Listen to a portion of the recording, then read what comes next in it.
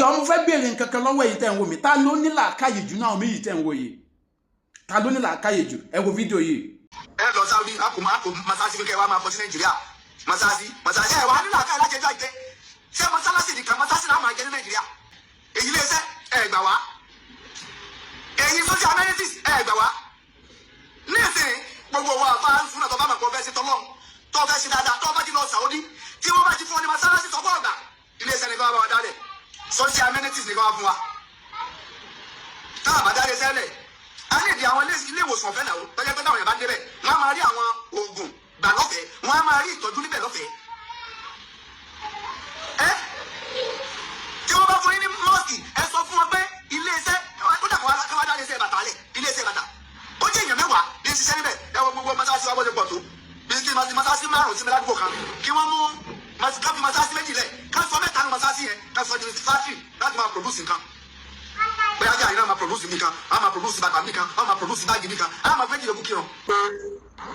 Saudi Arabia wọn náà fẹ́ kọ́ mọ́sálásí 200 fún mi wọ́n ní president wọ́n sọ pé kì í ṣe mọ́sálásí náà nídìí níta nídìí wọn náà ní dáa báwọn improve economy àwọn báwọn fẹ́ mọ́sálásí báwọn tó ní bùkátà sí náà. Number 2 ni wípé Saudi Arabia sọ ọjọ́ bí ẹgbẹ́ Burkina Faso kan a máa ṣe bẹ́ẹ̀ Nàìjíríà níbi economic development àti ìgbésí ayé ìrọ̀rùn. ṣẹ́tìrí yàtọ̀ láàrin àwọn méjèèjì nǹkan tó bá fídíò yìí wá ní wípé àwọn Saudi Arabia wọ́n sọ fún president Burkina Faso wọ́n náà fọwọ́ kọ́ 200 mosque fún máa yẹn wá sọ fún wọn wípé òun ò ní di mosque tí Saudi Arabia bá fẹ́ ràn àwọn lọ́wọ́ kí wọ́n wá kọ́ ilé ìwòsàn tàbí ilé ìwé fáwọn tàbí ilé iṣẹ́ mùsùlùmí ni president Burkina Faso Ibrahim Traoré ó ní mosque táwọn ní ti tó mo ti ṣe fídíò yẹn tẹ́lẹ̀tẹ́lẹ̀ ní àlàyé mufti Ìwó ló wá jáde ẹ̀rí bó ṣe ń sọ pé bó ṣe ń sọ̀rọ̀ tó ń sọ̀rọ̀ sí Burkina Faso ẹ̀rí làákàyè ẹ wá wo ẹni làákàyè gidi wọ́n sọ pé àwọn mùsùlùmí ò rí bákan náà àwọn kó àtọ́ yẹ pé mùsùlùmí òdodo ni wọ́n tí ẹ̀sìn yẹn yé àwọn kó àtẹ̀sìn yẹn ò yé wọn mo dẹ̀ ń sọ sẹ́rí àwọn tí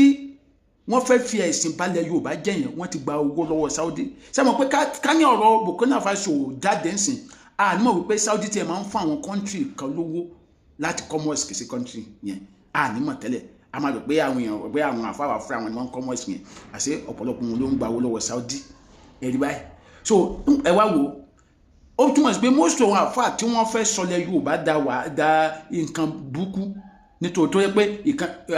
àlàyé mọ́fì